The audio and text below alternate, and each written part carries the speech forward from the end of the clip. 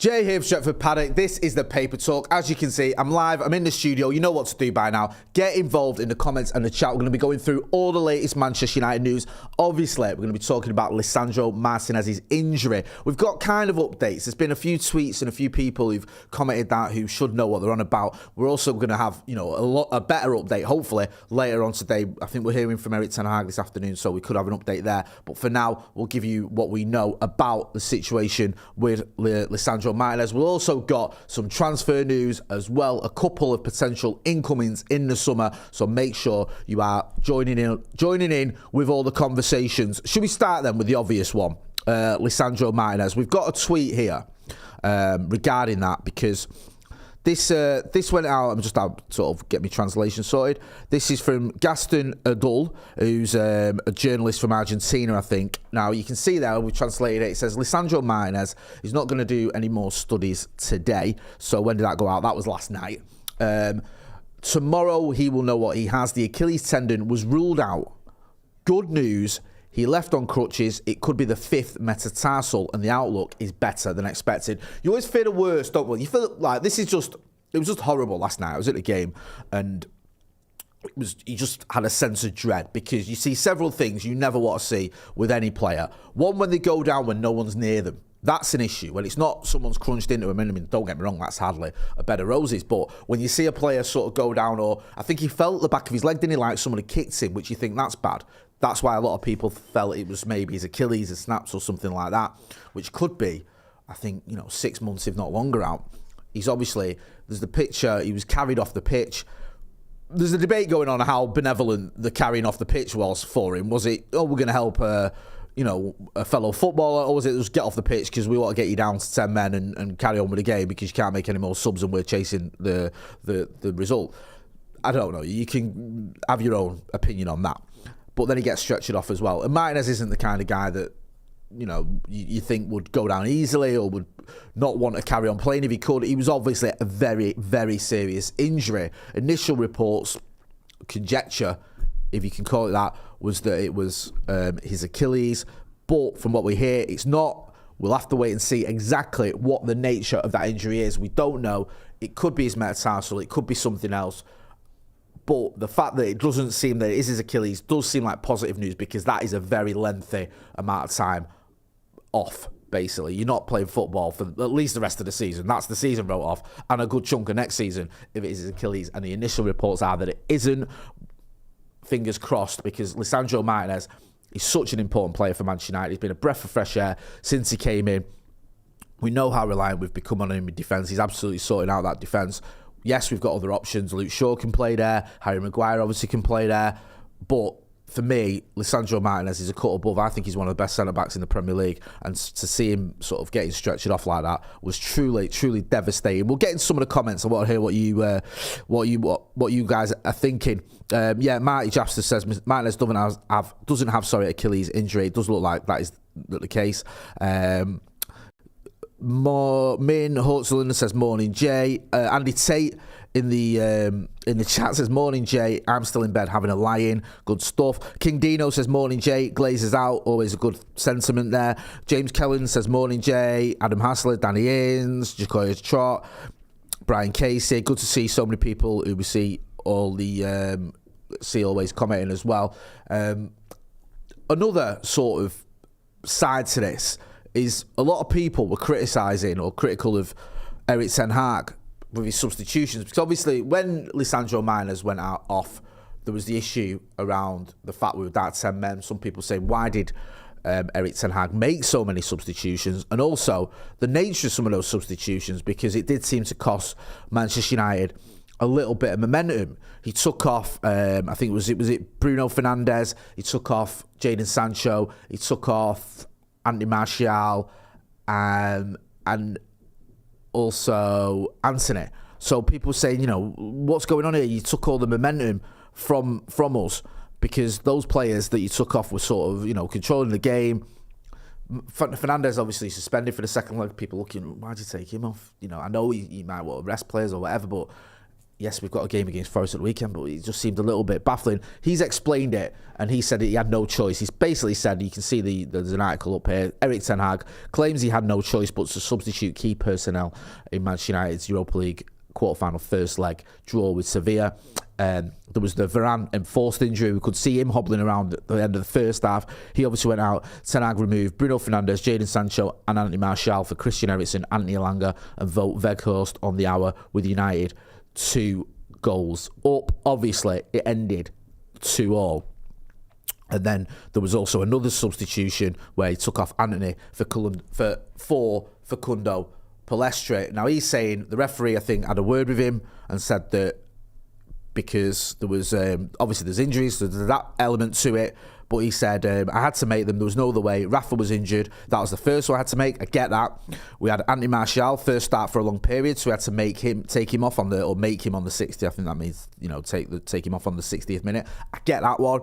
The Anthony one and the Bruno one's the ones that people were looking at. But he goes, then Bruno, I got the warning from the refs. He was short before a second booking, and the same for Anthony Dos Santos. So I had to make those subs, or make the subs. I know the choice. So he's saying there that basically, with Bruno Fernandes on a yellow, Anthony on a yellow, he had a little warning from the referees that these two were sailing close to the wind and they could end up getting a red card. So that's why he made that decision.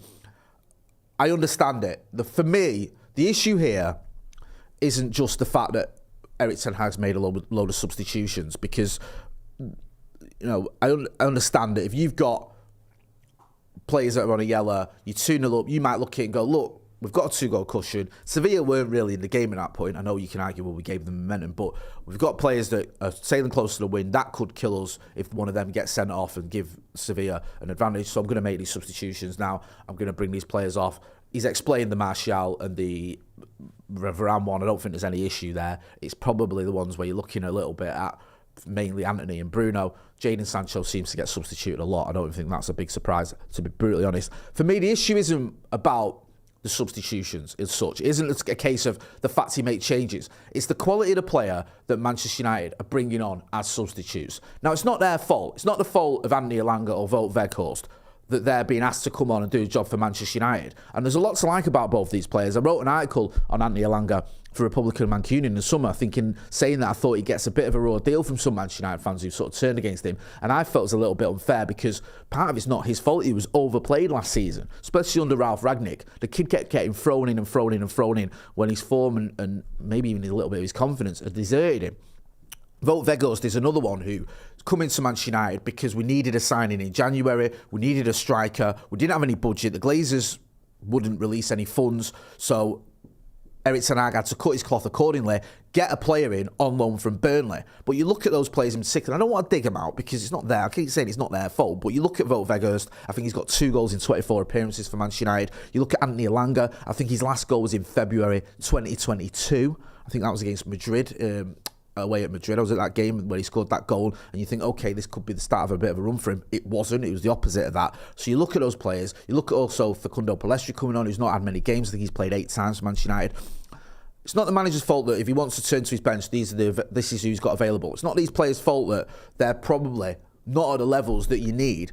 This is a situation we find ourselves in, and I don't want to keep backing the same drum, but it's true, because of the owners, because of the Glazer mismanagement, and people look and go, well, you can't keep blaming the owners, but why? Why are we turning to players who, you could argue, are probably not at the level you need to challenge for the very, very top honours, when our rivals have players that they've spent a lot of money on, players that they've gone out and got in January. When they need a substitution, they can bring in a substitution. Arsenal went out in January and they got Trossard because they needed a player to come in and score them goals and to sort of carry a bit of the burden when Gabriel Jesus was missing. They went out and they spent money.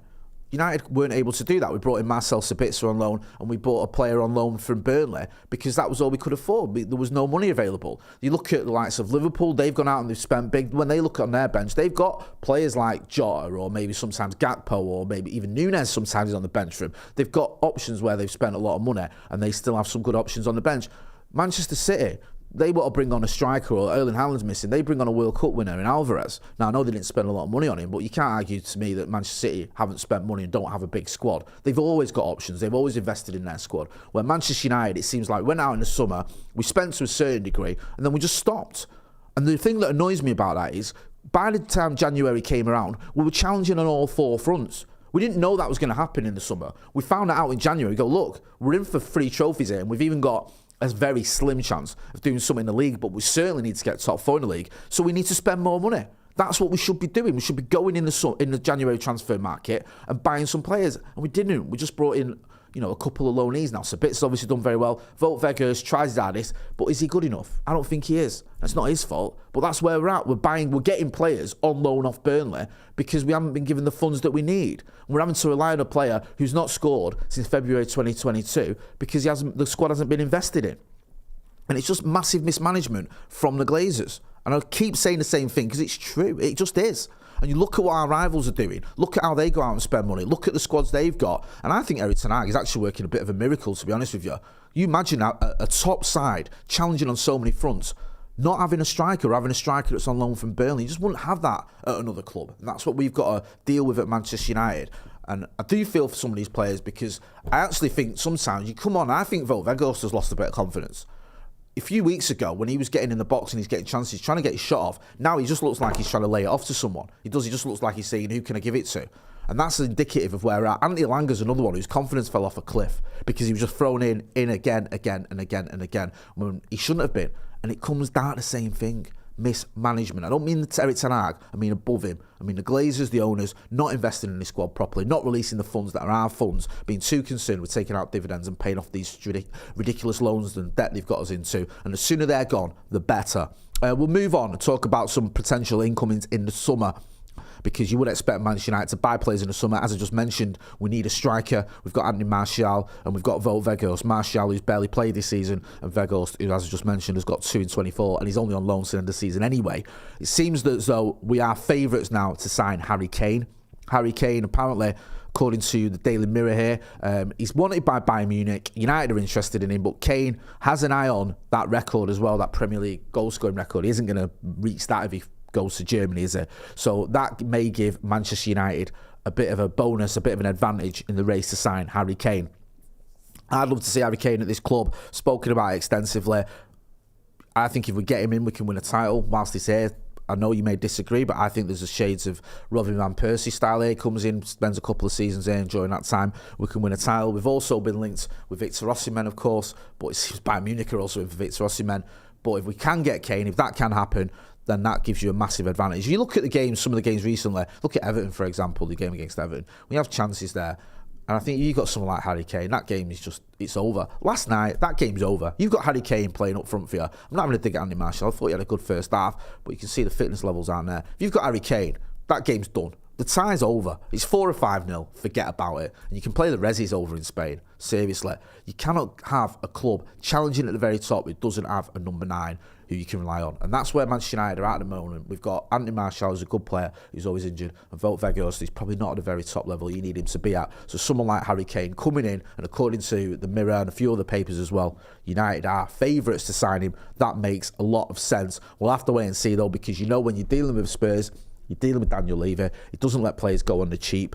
Even though Harry Kane, I don't think he's got too much longer left on his contract, but he's still going to have to pay a lot of money for one of the world's best strikers. Certainly, you've got that English tax as well. You've got double the English tax. You've got the English tax, and he's also England captain. He's also England's top scorer.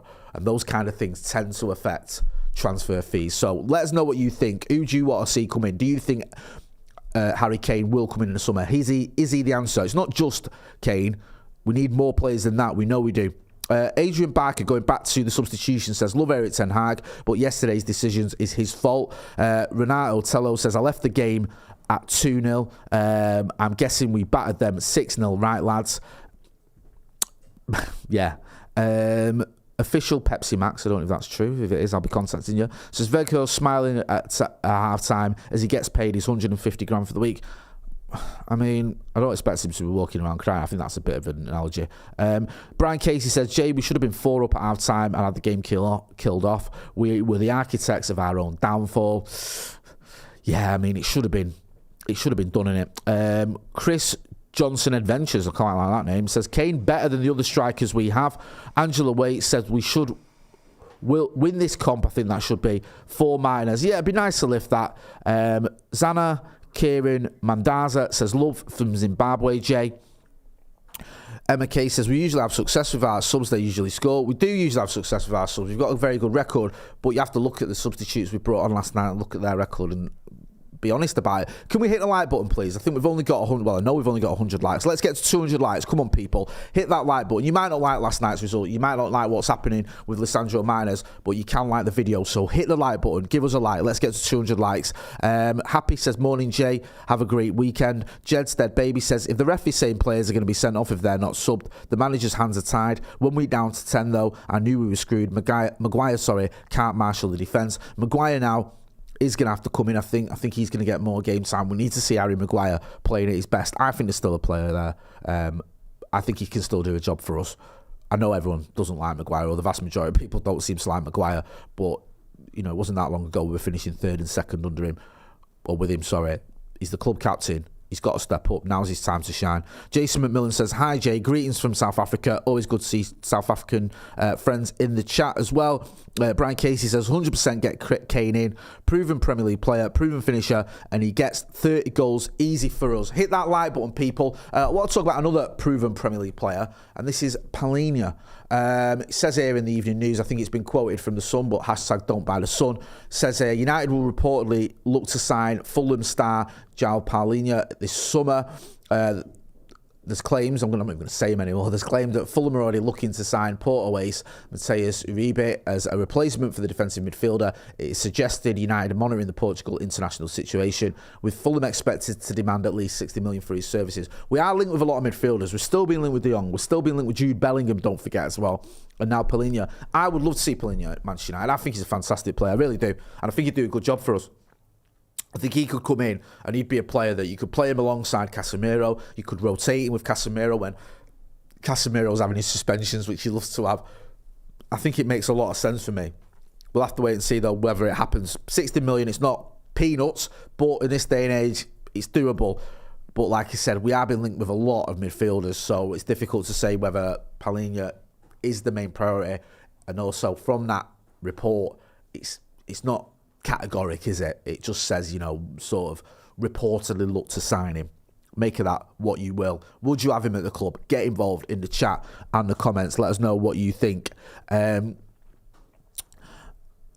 Smith says, he's asking about Greenwood. No update on Greenwood. We know that the situation is the club are looking into it. Apparently they're doing their own investigation. So we'll have to wait and see what happens with that. Your guess is as good as mine. I'm doubtful we'll see Mason Greenwood play for Manchester United again, but I don't know. And I think there's this investigation. We know that the police have dropped their charges. Now Manchester United are going to do their investigation. So we'll wait and see what happens with that. Roy Thompson says, take off your English bias glasses when judging Kane. I mean, listen, I understand that sometimes you do have this English tax, and there is this thing about English players seem to be more highly regarded or whatever, but you can't argue with Harry Kane's record. I mean, his record is just phenomenal, really, isn't it? I mean, he just bangs in goals for fun. And I think that one sort of criticism that some people have had from him is his injury record. I think he's missed, 3 games in 2 years? He played 50 games last season. He played 49 the season before. He's played 41 so far this season. The kid doesn't miss games.